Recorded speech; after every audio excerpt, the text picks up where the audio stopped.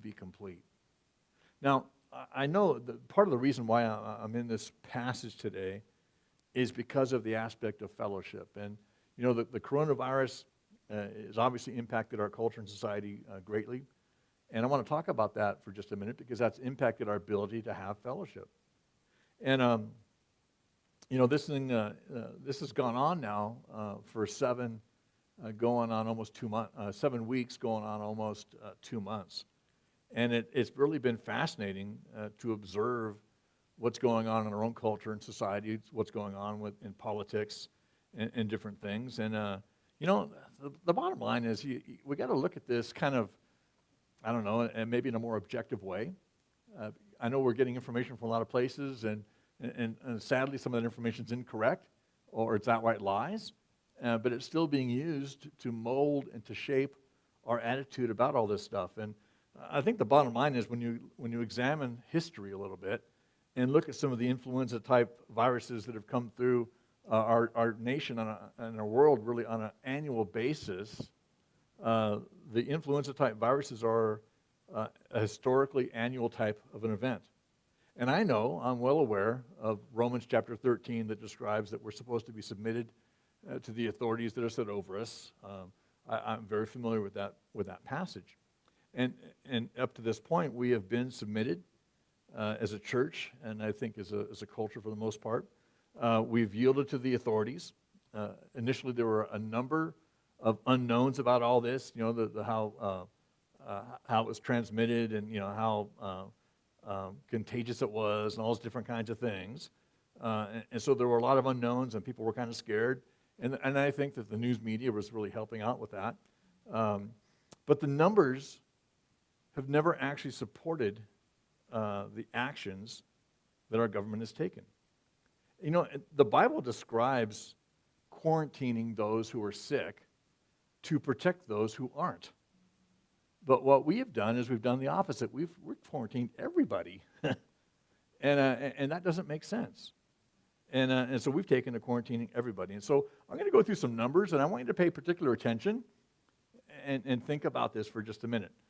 To date, the population of the United States is 328.2 million people. So that's 328,200,000 or so people, and it changes, you know, on a constant basis. But out of that, there have been 1,091,038 cases of the coronavirus. And this is as of Friday night when I was doing this study. It's changed a little bit since then. But with 1,091,038 cases nationwide, that equals 0.33%. Okay, that's 0.33 of 1%. Okay, of our population. Are you catching this? Less than 1% of our population, 0.33 of 1% of our population has actually contracted or been verified to have had the coronavirus. Now, that means that 99.67% have not. Are you catching this? 67% have not been infected. I want to just think about that. Now, to date, and again as of Friday, we've had 64,203 deaths from coronavirus. Now, this is simply taking the CDC numbers on this subject. Understand that the 64,000 number is an inflated number. I don't know how inflated it is, but I'm going to tell you it's inflated because, you know, if you die of a heart attack in our country today and you test positive for coronavirus, they're going to say you died of coronavirus. That's official. You can go to the White House website, you can go to the CDC, you can go to the places, and that's exactly how they're counting for things. If you die of cancer, you're dying of cancer, but you happen to test positive for COVID, then they put you down as having died of COVID. If you die in a car accident, an automobile accident, and you test positive for coronavirus, then they put on the death certificate that the primary cause of death was coronavirus. Are you getting this? They're intentionally inflating the numbers, but I'm still going to use their numbers because they work just fine. With the 64,203 deaths as of Friday night, that equals 0.0196 of our population, okay, that dies from coronavirus. that means that 99.99% live. The survival rate is 99.99%. Now, that's nationwide. I'm going to take a look at the California numbers for a minute. I'm going to leave the U.S. numbers up on the top of the screen. But right now, the population of California is 39.57 million. So that's 39,570,000 people or so, okay? And in our state, we have had 50,442 confirmed cases of the coronavirus. What that means is 0.127%, I'm going to round it off to 13, 0.13%, that's 0.13 of 1%, okay, have gotten the coronavirus. And then again, what that means is 99.995 have not. I'm sorry, 99.87% have not. Now, in the state of California, we've had, as of Friday night, 2,073 deaths attributed to coronavirus. And again, I believe these are inflated numbers, but we'll use it just the same. That means 0.0052% of the population has passed away from this, which means that 99.995% have not. Okay? We're talking about such an infinitesimally small number of people that have actually contracted it, and a smaller number of people that have actually died from it.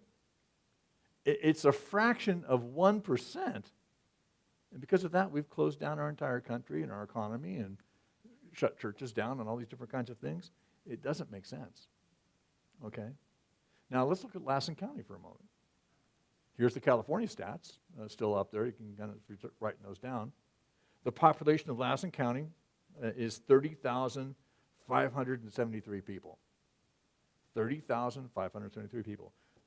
That is, by the way, 0.08%.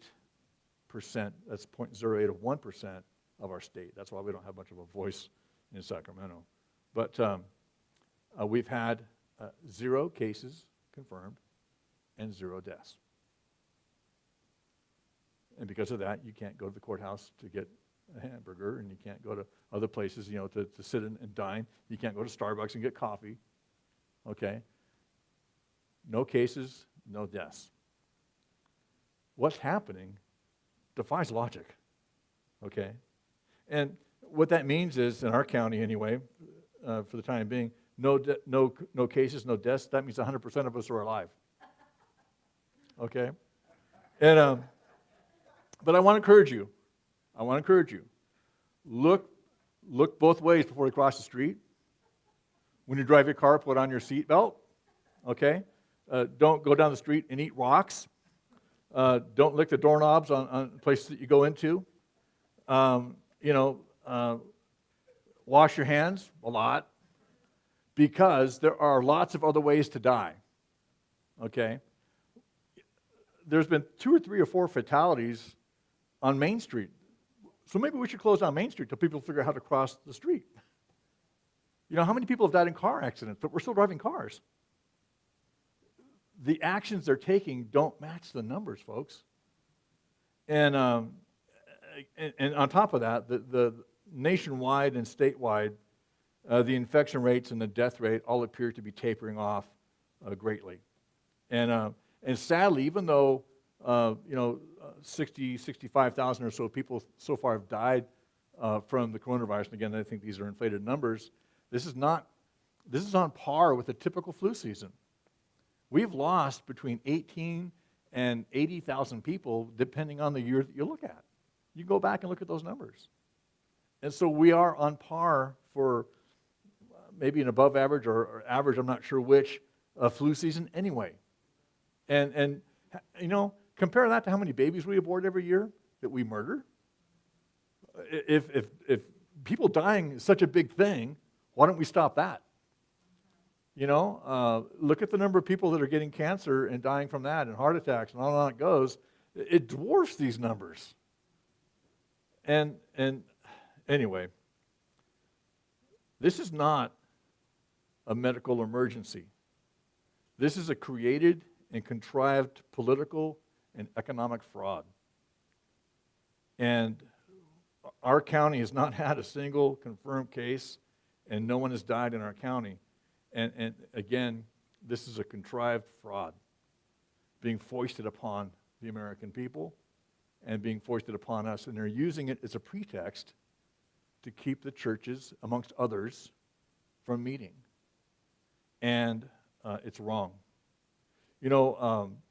Governor Newsom stated that churches are non-essential businesses similar to other entertainment venues like sports and so on. And this just, I'm sorry that he doesn't value being in fellowship. And that's part of why we went through the study on fellowship. We're called to be in fellowship. And as much as we're accommodating as much as we can with the use of social media, Facebook, and the radio station that we've got, and the internet, and those kinds of things, that's what we have to do for the moment. And we're making that accommodation for you, not so much for the government. But that's not what God has called us to do. And sadly, again, as our governor certainly doesn't appreciate the gathering of the saints together, he's not in charge of the church. And I think, my opinion is that he's forgotten who he works for. Who works for who? And there is no justification for these measures. The governor stated that it would be anywhere from 3 to 6 months before he would allow, you hear those words, before he would allow churches to meet together again. And this really fries my chicken. Like I said, no disrespect to the governor, but the governor's not in charge of the church.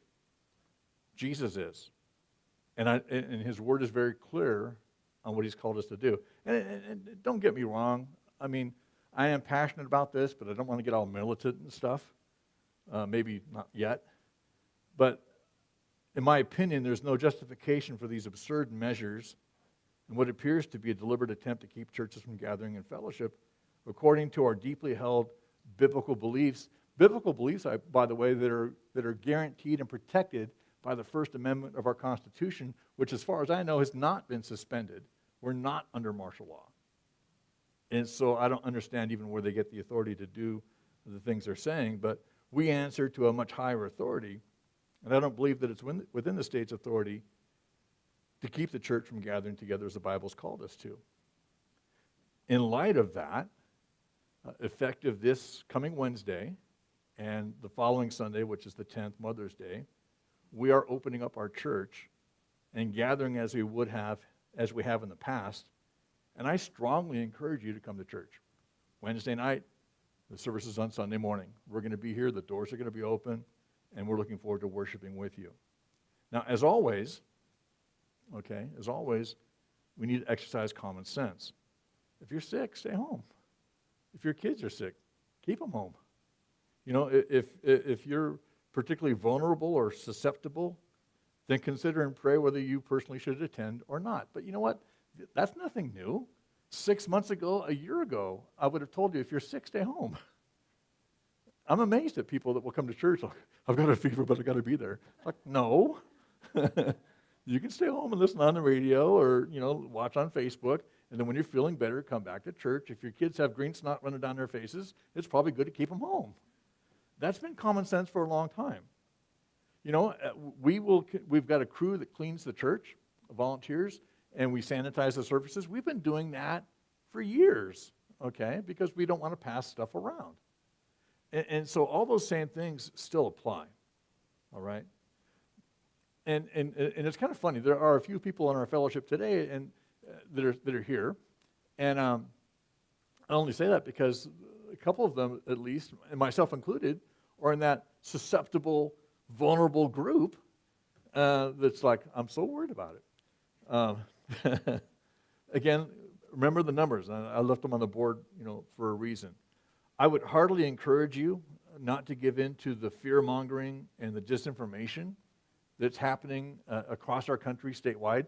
And I don't blame, the employees at Walmart that get all weird about, wearing masks, and I don't get mad about, what some of the law enforcement officials, some people are doing, because they got wrong information, and they need to evaluate the big picture. And I hope these numbers would help in some way. But I would heartily encourage you not to give in to the fear-mongering and the disinformation that's out there. the news media really is part of the problem. They've sensationalized this to the point where they've created fear. If you sit around all day watching CNN, you're going to get paranoid, okay, and you'll never come out of your house. And I just really want to encourage you to look at some of the actual numbers and listen to some of the doctors that are talking about what a farce this whole thing is, okay? But calm down. I'm just encourage you, come to church. We're going to be open up and ready for that.